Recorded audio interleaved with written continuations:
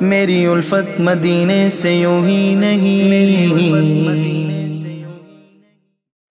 الحمدللہ رب العالمین،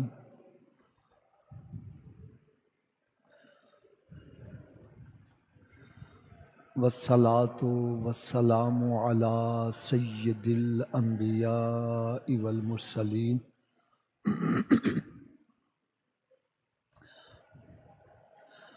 اما بعد فاعوذ باللہ من الشیطان الرجیم،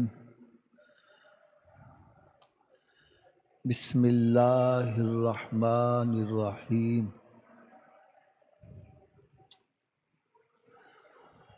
فَأَمَّا مَنْ ثَقُلَتْ مَوَازِينُهُ فَهُوَ فِي عِيشَةٍ رَاضِيَةٍ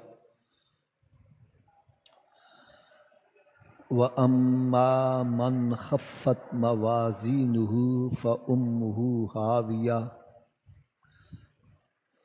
وَمَا أَدْرَاكَ مَا هِيَهْ نَارٌ حَامِيَةٌ۔ صدق اللہ العظیم وصدق رسولہ النبی الکریم الامین، وقال اللہ تبارک و تعالی فی شان حبیبہ مخبرا و آمرا، ان اللہ و ملائکتہ یصلون علی النبی یا ایہا الذین آمنوا صلوا علیہ وسلموا تسلیما۔ الصلاۃ والسلام علیک یا سیدی یا رسول اللہ وعلی آلک و اصحابک یا سیدی یا حبیب اللہ۔ الصلاۃ والسلام علیک یا نبی اللہ وعلی آلک و اصحابک یا سیدی یا نور اللہ۔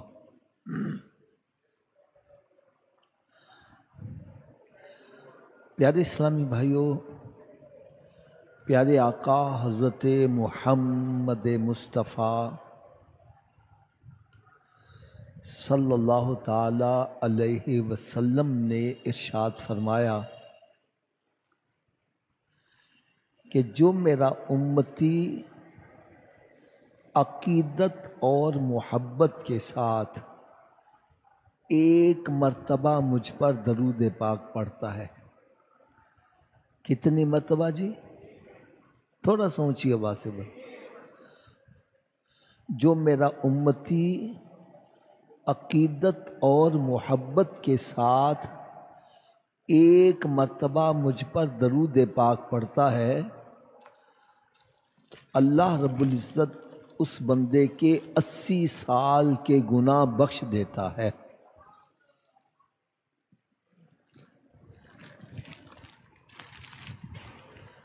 اسپیکر کی آواز اگر سادہ ہو جائے، ایکو وغیرہ بند ہو جائے، اسپیکر کی آواز سادہ ہو سکتی ہے؟ سادہ ہو جائے، ایکو وغیرہ بند ہو جائے۔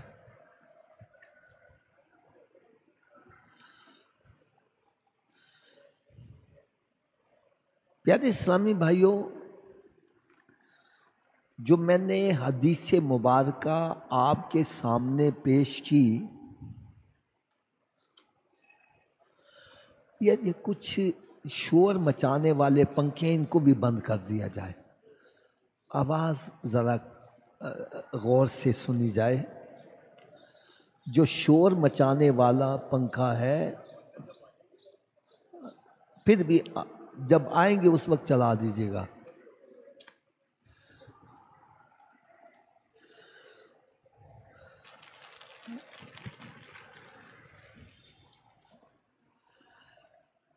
اس حدیث مبارکہ کو سن کر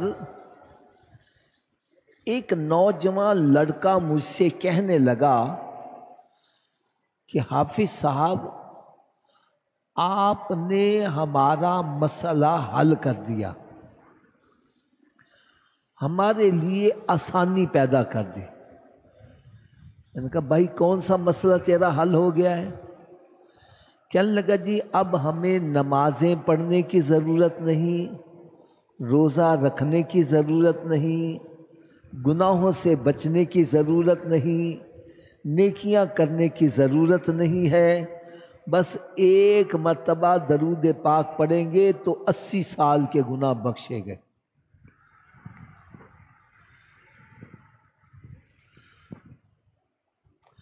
میں نے کہا بھائی ایسی بات نہیں ہے، ایسی بات، یہ حدیث مبارکہ ہم نے ڈائریکٹ سرکار صلی اللہ علیہ وسلم سے نہیں سنی، ہم تک جو حدیث پہنچی ہے صحابہ کرام کے وسیلے سے پہنچی نا۔ نبی پاک صلی اللہ علیہ وسلم سے صحابہ کرام نے سنی، پھر ان سے آگے تابعین، تبع تابعین، پھر آگے چلتے چلتے ہم تک پہنچی، ایسے ہی ہے نا۔ میں نے کہا جنہوں نے ڈائریکٹ سرکار سے حدیث سنی، کیا انہوں نے نمازیں پڑھنا چھوڑ دی تھی؟ روزے رکھنے چھوڑ دیے تھے؟ کیا وہ گناہوں پہ دلیر ہو گئے تھے؟ یار ان میں وہ ہستیاں بھی ہیں جن کو سرکار صلی اللہ علیہ وسلم نے دنیا میں جنتی ہونے کی بشارتیں عطا کی، وہ ہستیاں بھی ہیں جن کو سرکار نے جنتی نوجوانوں کے سردار قرار دیا، کیا انہوں نے نمازیں پڑھنی چھوڑ دی تھی؟ ارے ان کے پاس تو سندیں موجود ہیں، سرٹیفکیٹ موجود ہے، اور پھر بھی رو رہے ہیں، خوف خدا سے لرز رہے ہیں اور گناہوں سے بچ رہے ہیں، نیکیاں کے کام کر رہے ہیں۔ آج ہمارے پلے ککھ بھی نہیں ہے اور ہم جناب گناہوں پہ دلیر ہو رہے ہیں۔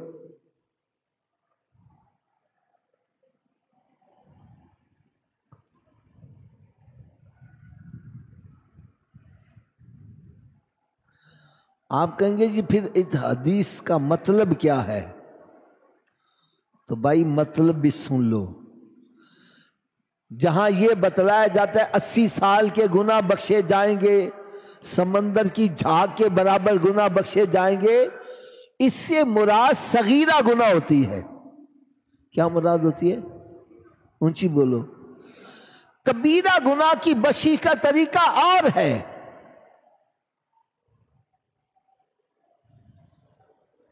میں آپ کو ایک بڑی آسان سی مثال ہے۔ یہ میرے پاس علامہ صاحب بیٹھے ہیں، میں ان سے کہتا ہوں حضرت جی مجھے 1 لاکھ روپیہ قرض دے دو۔ کتنے پیسے جی؟ یہ مجھے قرضہ دے دیتے ہیں۔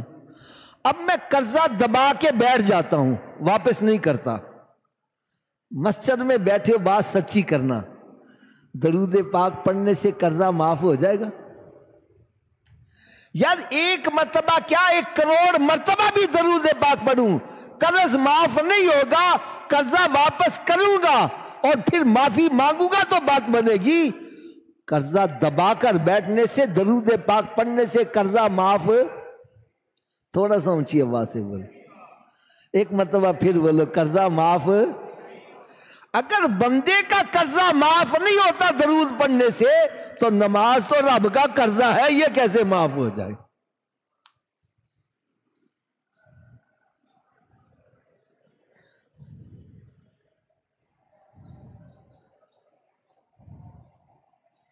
ایک بزرگ تھے نا، بزرگ مالدار تھے، ان کے پاس اگر کوئی قرض لینے آ جاتا، کہتا حضرت جی میں تنگ دست ہوں، مجھے قرضہ دے دو، تو آپ پہلے پوچھتے بھائی تو نماز پڑھتا ہے؟ اگر وہ کہتا ہاں جی نماز پڑھتا ہوں تو اس کو قرضہ دے دیتے۔ اگر وہ کہتا جی میں نماز نہیں پڑھتا تو اس کو قرضہ نہیں دیتے تھے۔ ایک دن کسی نے پوچھ لیا حضرت جی آپ نمازی کو قرضہ دے دیتے ہو، بے نمازی کو نہیں دیتے، وجہ کیا ہے؟ فرمایا جو رب کا قرضہ نہیں دیتا اس نے میرا قرضہ کہاں دینا ہے؟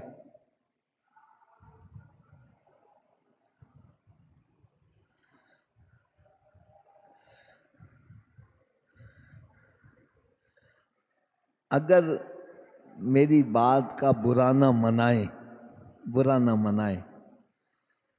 تو میں ایک کڑوی بات آپ سے کہنے لگا ہوں، اتنی میں آپ کو اجازت دے دیتا ہوں، میری بات غلط لگے لحاظ نہیں کرنا، بڑے مجمع میں کھڑے ہو کے کہنا حافظ صاحب آپ غلط کہہ رہے ہیں، میں الفاظ بھی واپس لے لوں گا، معذرت بھی کر لوں گا، اور اگر میری بات سچی ہو پھر عمل ہونا چاہیے کہ نہیں ہونا چاہیے؟ اونچی بولو یار، تو کیا خیال ہے کریں گے؟ آج ہماری محافل میں ایک لفظ ہوتا ہے اپریسیشن، انگلش کا لفظ ہے اپریسیشن، اس کا مطلب کیا ہوتا ہے؟ حوصلہ افزائی کرنا۔ کیا مطلب ہے؟ کیا مطلب ہے جی؟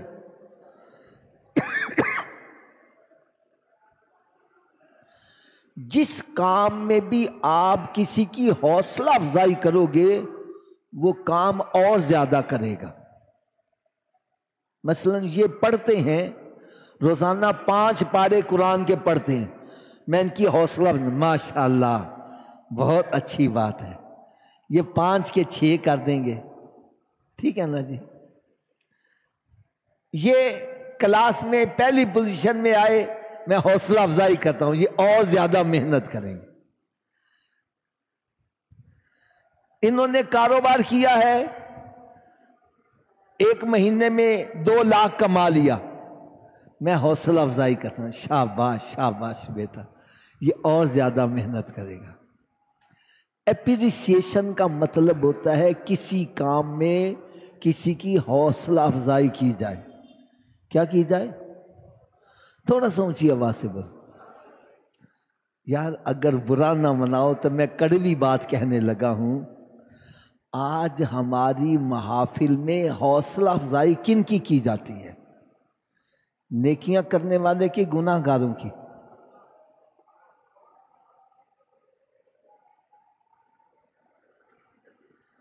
یار کبھی ہماری محفل میں تہجد پڑھنے والے کی حوصلہ افزائی کی ہے کسی نے؟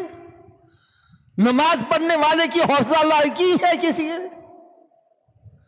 آج ہماری محفل میں حوصلہ افزائی کی جاتی ہے تو گناہ گاروں کی، اور گناہ گاروں مت گھبراؤ، اور سرکار تہاڈے نے۔ اس کا کیا مطلب ہے؟ گناہ گار اور گناہ گار تو؟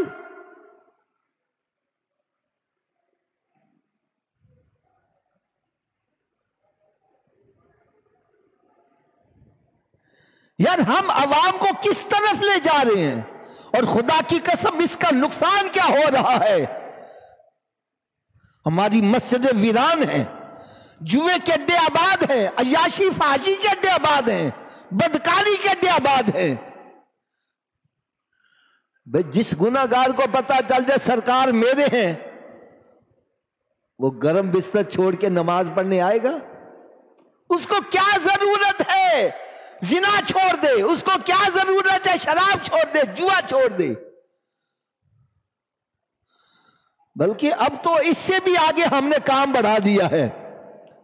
قیامت کے روز نیک بندے گناہ گاروں سے ادھار مانگیں گے۔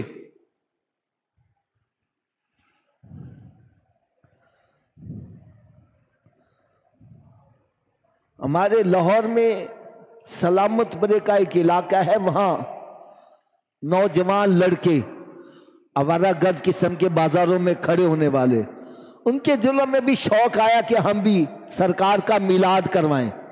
پیسے اکٹھے کیے، سٹیج لگائی بازار میں ہی، نعت خواں آئے، بیان کرنے والے آئے، ہر ایک نے یہی کہا، او گناہ گارو مت گھبراؤ، او گناہ گارو مت گھبراؤ، سرکار تمہارے ہیں، قیامت کے روز نیک بندے بھی تم سے گناہ ادھارے مانگیں گے۔ یار انہی بچوں نے محفل کے بعد اسی سٹیج پر بیٹھ کے شرابیں پی۔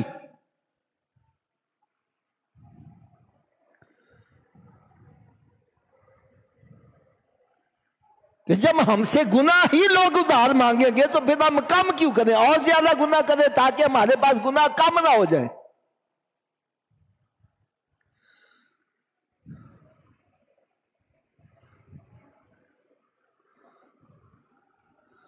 خدا را آج ہم عوام کو کس طرف لے جا رہے ہیں؟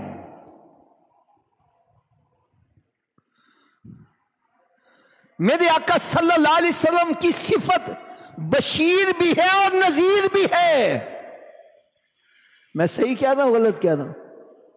آپ خوشخبری سنانے والے بھی ہیں اور ڈر سنانے والے بھی ہیں.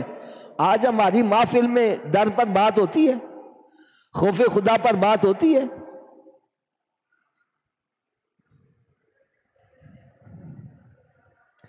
اور میرے آقا صلی اللہ علیہ وسلم صحابہ اکرام علیہم رضوان جو قطعی جنتی ہیں، جن کو قرآن جنتی کہہ رہا ہے، بلکہ قرآن تو ان کو یہاں تک بتلا رہا ہے والذین تبعهم بإحسان رضی اللہ عنہ ورضوا عنہ وأعد لهم جنات تجری تحتها الأنہار خالدین فیہا ابدا. فرمایا یہ وہ ہستی ہیں کہ جو ان کے نقش قدم پر بھی چلے گا، رب ان سے راضی، وہ رب سے راضی، اور رب تعالیٰ ان سب کو جنت عطا کرے گا. ارے جن کے نقش قدم پر چلنے سے جنت ملتی ہے، ان کا اپنا مقام کتنا بلند ہوگا. میرے آقا صلی اللہ علیہ وسلم ان کے اندر دوزخ کا ذکر کرتے تھے اور وہ دھارے مار مار کر رویا کرتے تھے.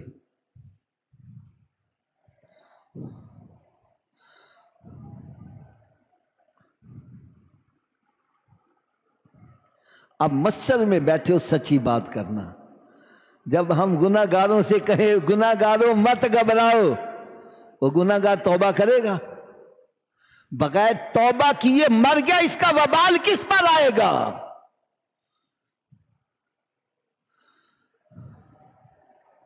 ارے مت گھبراؤ سے یہ مراد تو ہو سکتی ہے، اے گناہ گاروں تم نے جتنے بھی گناہ کر لیے، اللہ کی رحمت سے مایوس نہ ہو، آؤ توبہ کر لو.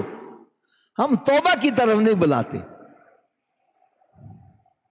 کہ 100 بندے کا قاتل بھی ہو، توبہ کی نیت سے گھر سے نکلا ہے، رب تعالیٰ نے اس کی بھی بخشش فرما دی. ہم اس طرف نہیں لا رہے. یہی یا ایھا الذین آمنوا لا تقربوا الصلاۃ آگے نہیں پڑھیں گے. اور بھائی مت گھبراؤ، آگے یہ ہے توبہ کرو.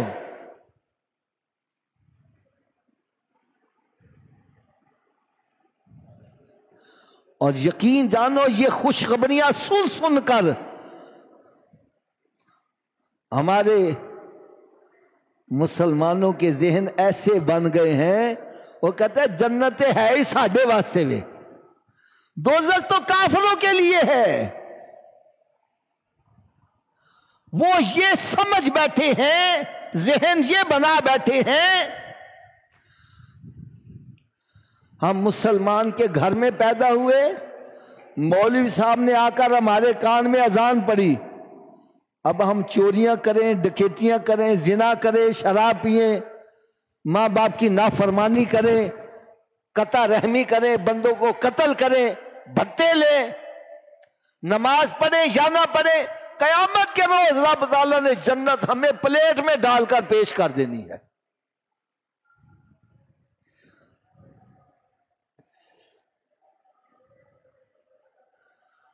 وہ سرکار کا امتی دوزخ میں چلا، یہ کیسے ہو سکتا ہے؟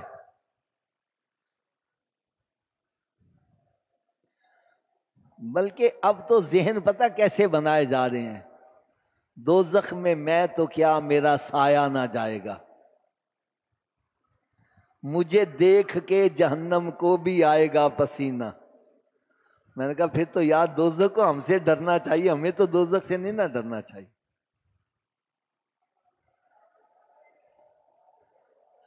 آئیے میں اب آپ کے سامنے چند ایک دلائل پیش کروں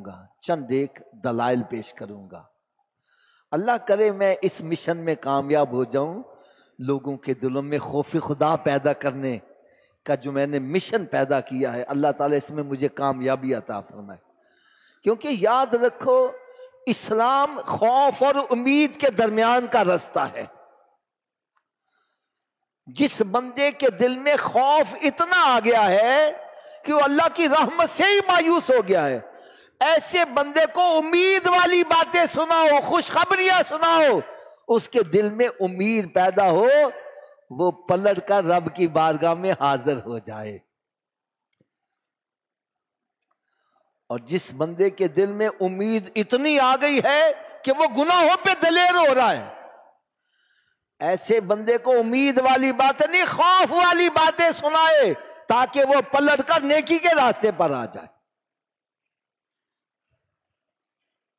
میں اس کی ایک دنیاوی لحاظ سے بڑی آسان سی مثال دے دوں۔ ایک بندہ شوگر پیشنٹ ہے، کیا ہے؟ اونچی بولو۔ اللہ تعالیٰ ہر مسلمان کو بیماریوں سے محفوظ رکھے۔ میں سمجھانے کے لیے ایک بات کہہ رہا ہوں۔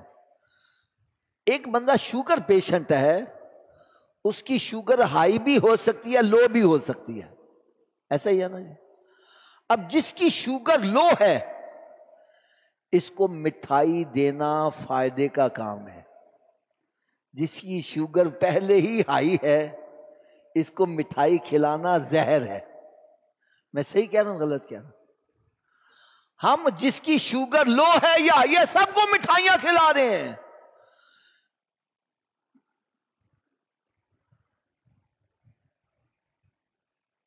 کوئی اللہ کی ذات سے بے خوف بھی ہو گیا ہوا ہے یا خوف سے ہم سب کو جنت کی ٹکٹیں دے رہے ہیں، مت گھبراؤ مت گھبراؤ مت گھبراؤ۔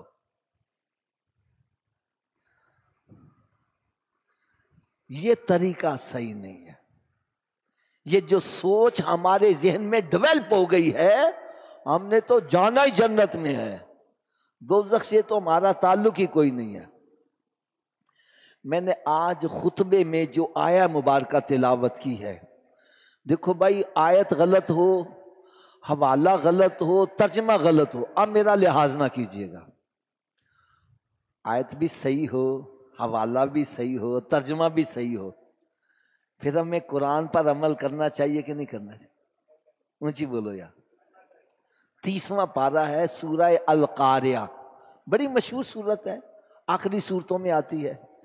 اللہ رب العزت نے ارشاد فرمایا فَأَمَّا مَنْ ثَقُلَتْ مَوَازِينُهُ فَهُوَ فِي عِيشَةٍ رَاضِيَةٍ، فرمایا جس کی نیکیاں زیادہ ہوں گی وہ جنتی ہوگا، عیش کی زندگی بسر کرنے والا ہوگا۔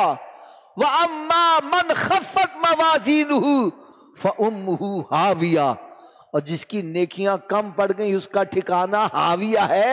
وَمَا أَدْرَاكَ مَا هِيَ نَارٌ حَامِيَةٌ، اور تو کیا سمجھتے ہاویہ کیا ہے؟ وہ دہکتی ہوئی آگ ہے۔ اب میں آپ سے ایک سوال کروں گا، میری طرفداری نہیں کرنی، بات سچی کرنی ہے، مسجد میں بیٹھے خانہ خدا میں بیٹھے ہو، یہ نیکیاں بدیاں کافروں کی تلیں گی کہ مسلمانوں کی تلیں گی؟ تھوڑا سا اونچی آواز سے، کافر کی تو نیکی ہے نہیں، تلے گا کیا؟ یہ نیکیاں بدیاں کس کی تلیں گی؟ تھوڑا سا اونچی آواز سے بول، ایک مرتبہ پھر اونچی آواز سے بول۔ تو پھر مسلمان کو یہ تو سوچنا چاہیے میرے گناہ زیادہ ہیں یا نیکیاں زیادہ ہیں؟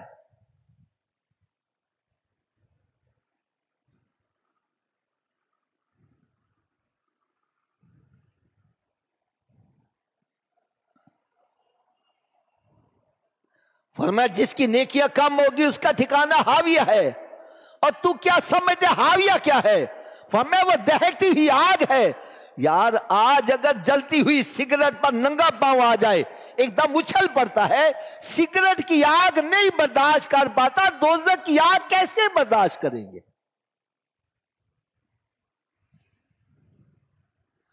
اگر ابھی بھی تسلی نہیں ہوئی، میں قرآن کا ایک اور حوالہ عرض کرنے لگا ہوں۔ اللہ رب العزت نے ارشاد فرمایا یا ایھا الذین آمنوا قوا انفسکم واہلیکم نارا، اے ایمان والو اپنے آپ کو اور اپنے گھر والوں کو دوزخ کی آگ سے بچاؤ۔ اگر ایمان والوں کے لیے دوزخ نہیں تو بچانے کا حکم کس لیے دیا گیا ہے؟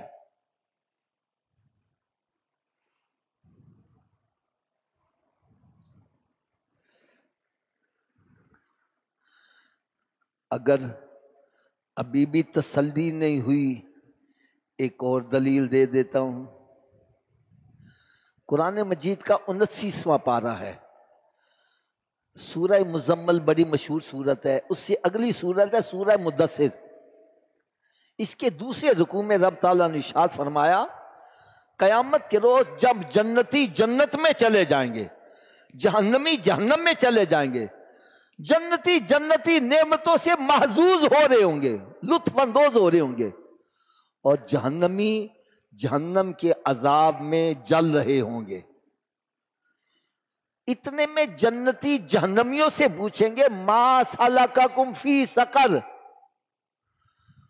یار تم دنیا میں ہمارے ساتھ رہتے تھے، اکٹھے کھاتے پیتے تھے، آج تم جہنم میں ہو، ہم جنت میں ہیں، وجہ کیا ہے؟ دنیا میں کیا کرتے تھے؟ بھائی حوالہ غلط ہو، ترجمہ غلط ہو، میں مجرم۔ ما سلککم فی سقر، کس وجہ سے جہنم میں آئے ہو؟ کیا دنیا میں کام کرتے تھے؟ تو وہ جہنمی آگے سے کہیں گے قالوا لم نک من المصلین، ہم دنیا میں نماز نہیں پڑھتے تھے جس کی وجہ سے جہنم میں آنا پڑا۔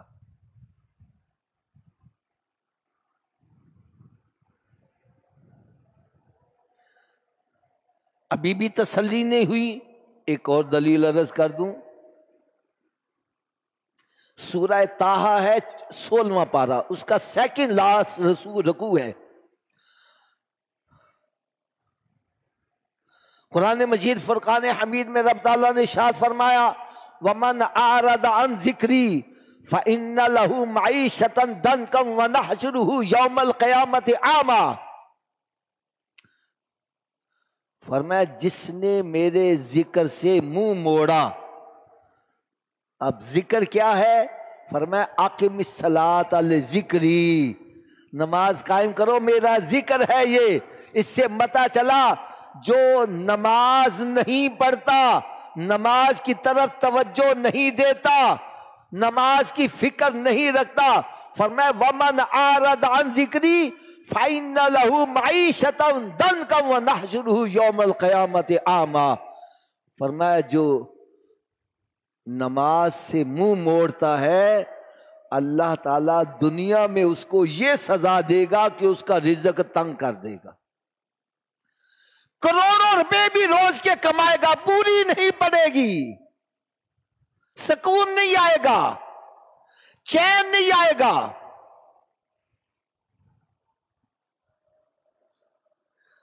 یہ تو دنیا کی سزا ہے، اور آخرت کی سزا کیا ہے؟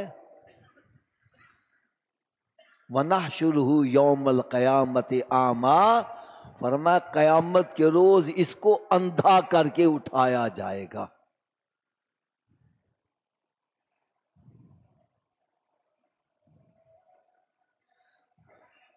اگر ابھی بھی تسلی نہیں ہوئی، میں اب حدیث کی بھی 2 دلیلیں دے دوں، اس کے بعد پھر اپنے مقصد کی طرف آتے ہیں۔ میرے آقا صلی اللہ علیہ وسلم نے ارشاد فرمایا قبر یا تو جنت کے باغوں میں ایک باغ بن جاتی ہے یا پھر دوزخ کے گڑھوں میں گڑھا بن جاتی ہے۔ اچھا یہ کافر کے لیے فرمایا کہ مسلمان کے لیے؟ اونچی بول دو یار، کافر کی قبر تو جنت کے باغوں میں باغ نہیں بن سکتی، ارے یہ مسلمان کے لیے فرمایا ہے۔ اے مسلمان تو اپنے گریبان میں جھانک کر دیکھ، اگر مجھے ابھی موت آ جائے میرے اعمال کیسے ہیں، قبر میں جاؤں گا، قبر جنت کے باغوں میں باغ بنے گی کہ دوزخ کے گڑھوں میں گڑھا بنے گی؟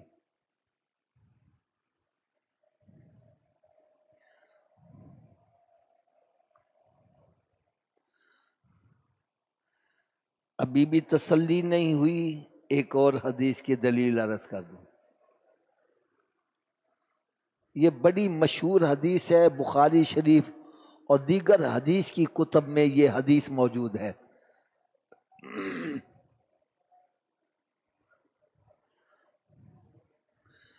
پیارے آقا حضرت محمد مصطفیٰ صلی اللہ تعالی علیہ وسلم ایک مرتبہ سواری پر سوار ہیں، صحابہ کرام علیہم رضوان بھی ہمراہ ہے۔ پیارے آقا صلی اللہ علیہ وسلم کی سواری ایک قبرستان کے قریب سے گزری تو سواری نے اچھلنا کودنا شروع کر دیا۔ میرے آقا صلی اللہ علیہ وسلم نے سواری کو روکا، سواری سے نیچے اترے اور قبرستان کے اندر جلوہ افروز ہوئے. دو قبروں کے درمیان سرکار صلی اللہ علیہ وسلم جا کر جلوہ افروز ہوئے اور ارشاد فرمایا ایک سبز شاخ لاؤ. انہوں نے ایک سبز شاخ پیش کر دی.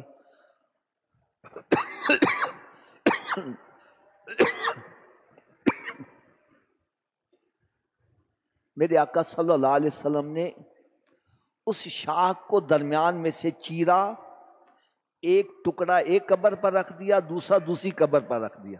صلو علی الحبیب صلی اللہ.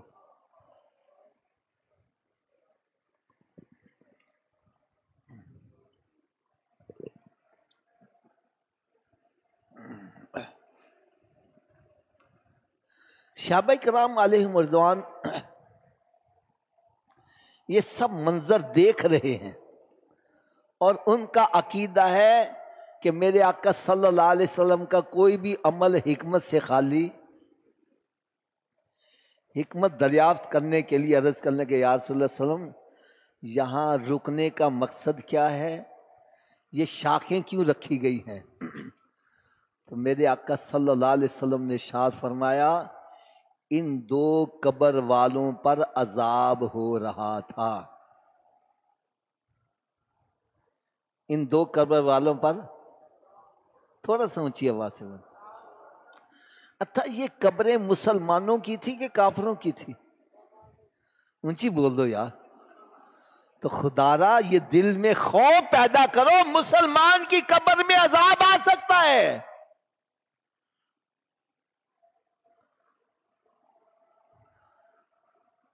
آج ہم بے خوف کیوں ہو رہے ہیں؟ کیوں دلوں سے خوف ہی نکالا جا رہا ہے؟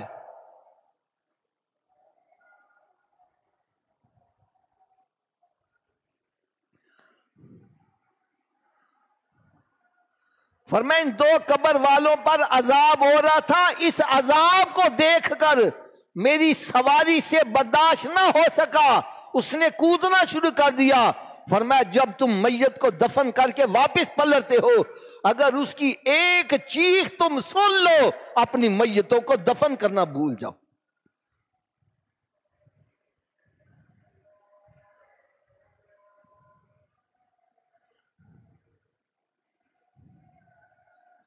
صحابہ کرام علیہم رضوان عرض کرتے ہیں یا رسول اللہ ان پر عذاب کس وجہ سے ہو رہا تھا؟ یہ دیکھو صحابہ کرام کی سوچ کہ جس وجہ سے ان پر عذاب ہو رہا ہے ہم وہ کام چھوڑ دیں تاکہ ہم عذاب سے بچ جائیں. تو میرے آقا صلی اللہ علیہ وسلم نے یہ نہیں فرمایا یہ کافروں کی قبریں اس لیے عذاب ہو رہا ہے، نہ فرمایا یہ مسلمان ہیں اور معمولی باتوں کی وجہ سے عذاب ہو رہا ہے. جن کو کچھ نہیں ہوتا، ایویں مولوی ڈرا رہے کچھ نہیں ہوتا کچھ نہیں ہوتا. فرمایا ان میں ایک بندہ غیبتیں چغلیوں سے باز نہیں آتا تھا اور دوسرا بندہ پیشاب کی چھینٹوں سے نہیں بچا کرتا تھا. یار میں ہاتھ باندھ کر ایک بات کہوں گا، آج ہماری کوئی محفل غیبتوں چغلیوں سے پاک ہے؟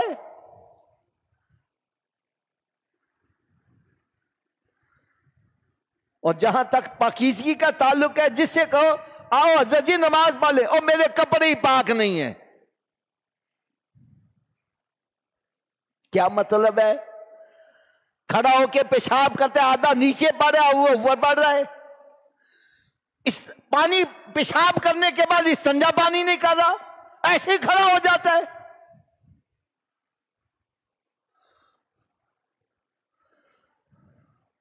بلکہ حضرت صاحب آج تو حالت یہ بنی ہے مرد عورت کئی کئی دن جنبی حالت میں ہی پھر رہے ہیں.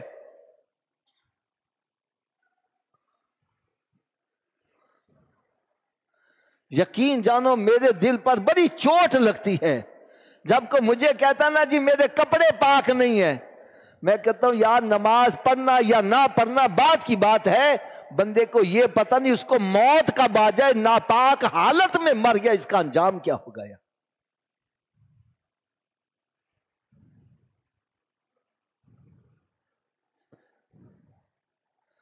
حدیث مبارکہ میں الطہور نصف الایمان، پاکی اس کی آدھا ایمان ہے. ارے جو ناپاک ہے آدھا ایمان کی دولت سے تو ویسے محروم ہے. قرآن مجید میں رب تعالیٰ نے ارشاد فرمایا ان اللہ یحب التوابین و یحب المتطہرین، بے شک اللہ تعالیٰ توبہ کرنے والے اور پاک رہنے والوں سے محبت کرتا ہے. تو اس کا کیا مطلب ہے؟ ناپاکوں سے اللہ تعالیٰ محبت. ہم ناپاک بندے سے بھی کہتے ہیں مت گھبراؤ جنت تہاڈے واسطے. یار یہ کس طرف لے جا رہے ہوں؟ یار سارے مسجد میں بیٹھے ہو بات سچی کرنا.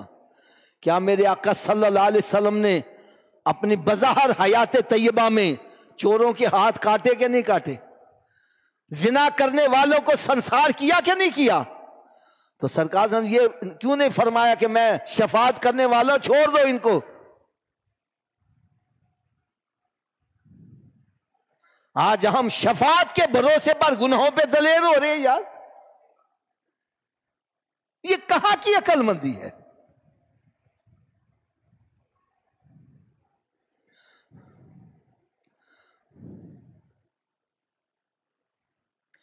اور ایک بات میری اور یاد رکھ لو، ہم اللہ تعالی کی رحمت سے مایوس بھی نہیں ہے اور منکر بھی نہیں ہے. ہم سرکار صلی اللہ علیہ وسلم کی شفاعت کے قائل ہیں، اس کے منکر نہیں ہے. لیکن ایک بات میں آپ سے پوچھوں گا، اللہ کی رحمت سے اور سرکار کی شفاعت سے مسلمان جنت میں جائے گا کہ کافر جنت میں جائے گا؟ تھوڑا سا اونچی آواز سے بولے. تو پھر مسلمان کو اپنے ایمان کی تو حفاظت کرنی چاہیے نا.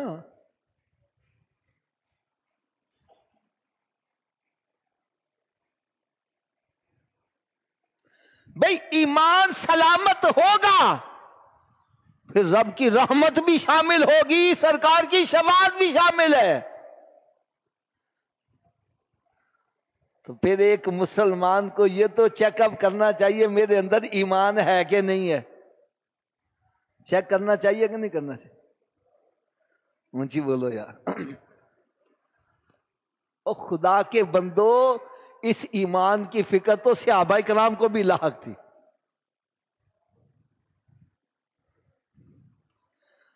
اب سنو ایمان چیک کیسے ہوتا ہے.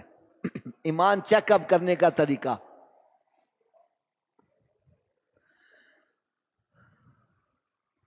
سرکار صلی اللہ علیہ وسلم کی بارگاہ میں ایک صحابی عرض کرتے ہیں یا رسول اللہ صلی اللہ علیہ وسلم ہمیں کیسے پتا چل جائے ہمارے اندر ایمان ہے کہ نہیں ہے؟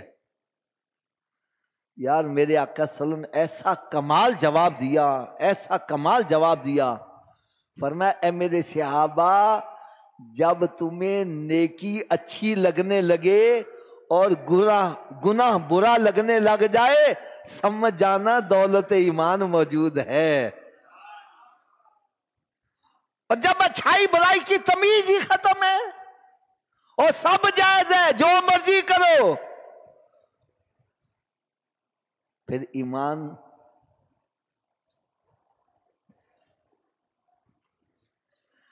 ایمان چیک کرنے کا ایک اور طریقہ بتلاؤں. یہ سبھی چیک کیجئے گا.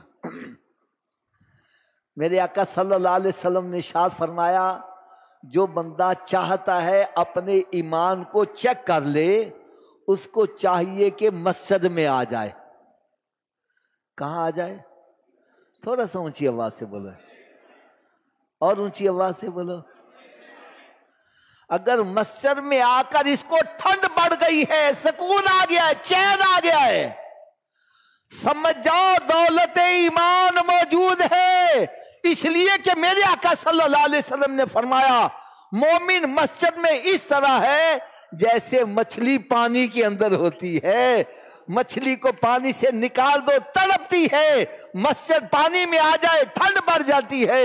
مومن مسجد سے باہر ہے تڑپ رہا ہے، اور دیکھو یار نماز کا ٹائم تو نہیں ہو گیا، یار دیکھی کہ اذان کی آواز تو نہیں آ رہی، تڑپ رہا ہے. جیسے ہی اذان ہوتی ہے مسجد میں آتا ہے ٹھنڈ بڑھ جاتی ہے، سمجھ جاؤ دولت ایمان موجود ہے. اور جو مسجد میں آ گیا ہے دل نہیں لگ رہا، پریشان ہو گیا ہے، اپسٹ ہے، اپنے آپ کو ایسے سمجھ رہا ہے جیسے میں قید میں آ گیا ہوں، تو فرمایا سمجھ جاؤ نفاق آ گیا ہے۔ کیا آ گیا ہے؟ اونچی بولو۔ کیونکہ منافق مسجد میں اس طرح ہے جیسے پرندہ قید میں ہے۔ ایک آزاد پرندے کو پکڑ کر قید میں ڈال دو، پنجرے میں ڈال دو، ادھر ٹکر مارے گا، ادھر ٹکر مار، ادھر ٹکر مار، چھوٹا سا سرا دے وہ بھاگ کے گیا۔ فرمایا اگر ایسا ہے تو سمجھ جاؤ نفاق آ گیا ہے۔ اچھا تھوڑا سا میرا ساتھ دو گے؟ جو میں پوچھوں ذرا آواز کے ساتھ اس کا جواب دینا ہے۔ جو مسجد میں آ جائے، چین آ جائے، ٹھنڈ پڑ جائے، اندر کیا موجود ہے؟ تھوڑا سا اونچی آواز۔ اور مسجد میں آیا ہے، چین نہیں آ رہا، اندر کیا ہے؟ اور جو مسجد میں آتا ہی نہیں اس کے اندر کیا ہے؟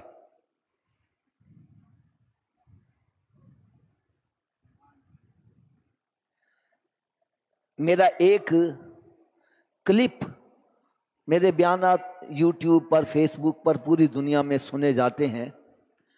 ایک کلپ ایسا تھا جس کو دیکھ کر پتہ نہیں کتنے ہزار بے نمازی بن گیا۔ وہ کلپ کا ٹائٹل تھا مہمان کی 3 قسمیں۔ مہمان کی کون کون سی ہیں؟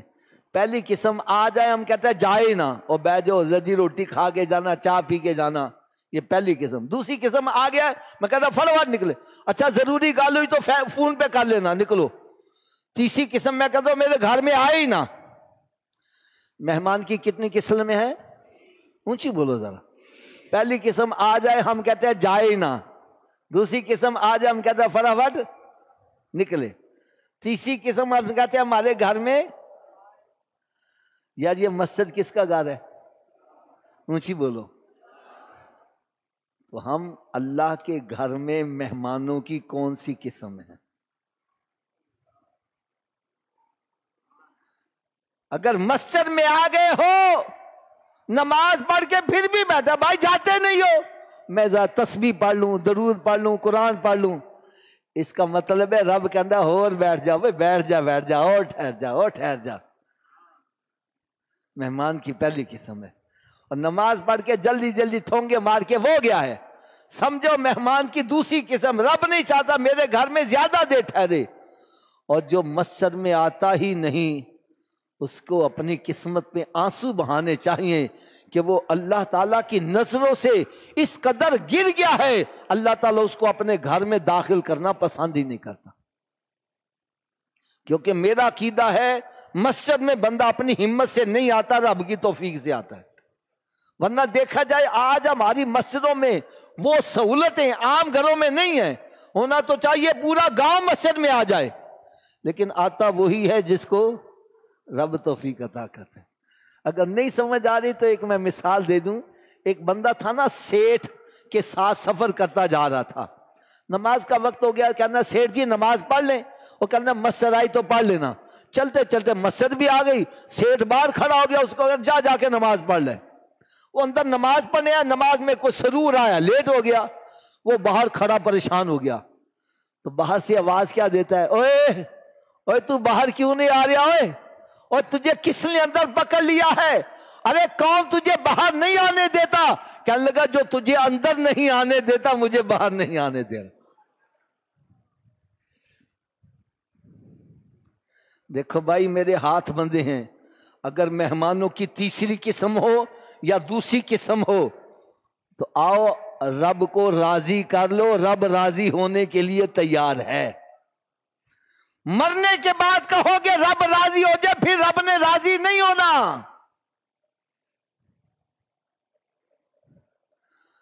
حدیث مبارکہ میں آتا ہے میرے آقا صلی اللہ علیہ وسلم نے ارشاد فرمایا، اے میرے صحابہ جب جنت کے باغوں میں جایا کرو تو وہاں کے پھل بھی کھایا کرو۔ صحابہ کرام عرض کریں یہاں ہمیں سمجھنے لگی جنت کے باغات کون سے ہیں؟ فرمایا مسجد جنت کے باغات ہیں۔ یار تھوڑی دیر ذرا سوچو، جو دنیا میں رہ کے جنت کے باغ میں نہیں آتا، قیامت کے روز جنت کے باغ میں کیسے چلا جائے گا؟ فرمایا جنت کے باغوں میں جاؤ تو یہاں کا پھل بھی کھایا کرو. پھل کیا ہے؟ سبحان اللہ، الحمدللہ، اللہ اکبر، لا الہ الا اللہ. اس کا مطلب ہے مسجد میں آ کے غیبتیں چغلیاں نہ کیا کرو، پارٹی بازی نہ بنایا کرو، ایک دوسرے کی ٹانگیں نہ کھینچا کرو، مسجد میں آؤ رب کا ذکر کیا کرو.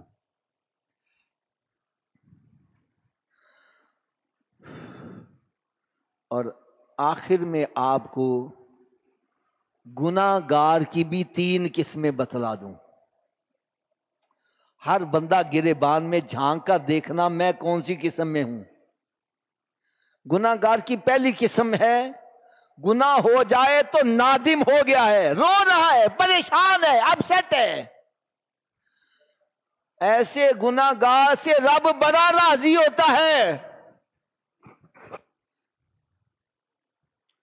حدیث پاک میں ہے جس سے گناہ سرزد ہو جائے، اس کے دل میں احساس ندامت آ جائے، وہ ندامت بندے کے ساتھ چمٹ جاتی ہے، اتنی دیر جدا نہیں ہوتی جتنی دیر اس کو جنت میں داخل نہیں کروا دیتی. اور ایک حدیث پاک میں جس بندے کے آنکھوں سے ندامت کی وجہ سے، خوف خدا کی وجہ سے ایک آنسو نکل آیا، رب تعالیٰ اس پر دوزخ کی آگ کو حرام کر دیتا ہے. دوسری قسم کی گناہ گار کی کون سی ہے؟ گناہ کرتا ہے، گناہ کو گناہ نہیں سمجھتا. گناہ کو گناہ، مثلا میں کہتا ہوں بھائی آپ نماز کیوں نہیں پڑھتے؟ او جی ساری دنیا نے پڑھ دی، میں نے پڑھی، کیڑی قیامت آ گئی. بھائی آپ سودی کاروبار کیوں کرتے ہو؟ اور پاکستان سارا سود پہ چل رہا ہے. بھئی آپ رشوت کیوں لیتے ہو؟ اور جی رشوت نہ لے تو بچیاں نے فیسا کتوں پوریا کری ہے. وہ گناہ تو کرتا ہے لیکن گناہ کو گناہ. ایسے بندے کے لیے توبہ کا دروازہ بند ہو جاتا ہے، کیونکہ توبہ تو وہ کرے گا جو سمجھتا مجھ سے غلطی ہوئی ہے، جو کہتا میں نے گناہ کیا ہی نہیں ہے، وہ توبہ کرے گا. جب توبہ نہیں کرے گا اس کے لیے توبہ کا دروازہ بند ہے. اور تیسری قسم کا گناہ گار کون ہے؟ فرمایا جو گناہ کرتا ہے اور گناہوں پہ فخر محسوس کرتا ہے. دا ورسٹ سٹیج، بدترین سٹیج گناہ گار کی یہ ہے، گناہ کر کے اکڑ رہا ہے، فخر محسوس کر رہا ہے. اور جی راتی ہم شادی پہ گئے، ہم نے ساری رات مجرا دیکھا، ساری رات شراب پی، ندامت سے ڈوب نہیں مر رہا بلکہ فخریہ طور پر اعلان کر رہا ہے. اور یاد رکھو جو گناہوں پہ فخر محسوس کرتا ہے وہ اللہ تعالیٰ کے غضب کو دعوت دے رہا ہے. ان بطش ربک لشدید، اس کی گرفت بڑی سخت ہے. آؤ آخر میں بتلا دوں، ابھی رب تعالیٰ کی طرف سے توبہ کا دروازہ کھلا ہوا ہے. آؤ سچے دل سے توبہ کر لو. توبہ کیسے کرنی ہے اور اس کا فائدہ کیا ہے، اس کا طریقہ کار کیا ہے، میں آپ کو قرآن پاک سے اس کا نسخہ بتلاؤں گا. 19واں پارہ ہے سورہ فرقان، اس کا آخری رکوع آیت ہے. اللہ رب العزت نے ارشاد فرمایا الا من تاب وآمن وعمل عملا صالحا فاولئک یبدل اللہ سیئاتہم حسنات. فرمایا جو توبہ کر لیتا ہے، ایمان لے آتا ہے اور اس کے بعد پھر نیک عمل بھی شروع کر دیتا ہے. ارے توبہ کا یہ مطلب نہیں ہے چلو اب تو توبہ کر لیتے کل سے صبح پھر نئے سرے سے گناہ شروع کر دیں گے.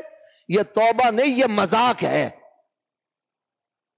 توبہ کا مطلب یہ ہے جس طرح بھینس کے تھنوں سے دودھ باہر آ گیا، اب داخل کرنا ناممکن ہے، تو بھی گناہوں سے ایسے باہر آ جا، دوبارہ تیرا گناہوں کی طرف پلٹ کے جانا ناممکن ہو جائے.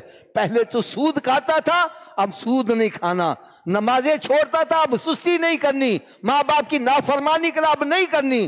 فرمایا جو توبہ کر لے، ایمان لے آئے اور اس کے بعد پھر نیک عمل بھی شروع کر لے. اب انعام کیا ملے گا؟ فرمایا فَأُولَٰئِکَ یُبَدِّلُ اللَّهُ السَّیِّئَاتِ حسنات، اللہ تعالیٰ ایسے بندے کے پچھلے گناہوں کو نیکیوں میں تبدیل فرما دے گا۔ تو آؤ ابھی توبہ کا دروازہ کھلا ہے، رب تعالیٰ کی بارگاہ میں سچے دل سے توبہ کر لو کہ مالک و مولا ہم غفلت کی وجہ سے تیری نافرمانی کرتے رہے، تیری نافرمانی کرنے اور شیطان کے پیچھے چلنے کا انجام تو جہنم ہے، ہم جہنم کی آگ برداشت نہیں کر سکتے، لہذا ہم آج سچی توبہ کرتے ہیں۔ یا اللہ تو ہم سب کی توبہ قبول فرما لے، اور آئندہ ہم سب نیکیاں کریں گے، گناہوں سے بچیں گے۔ یا اللہ تو ہم سب کو نیکیوں کی توفیق عطا فرما دے، گناہوں سے بچنے کی توفیق عطا فرما دے۔ وما علیہ الا البلاغ۔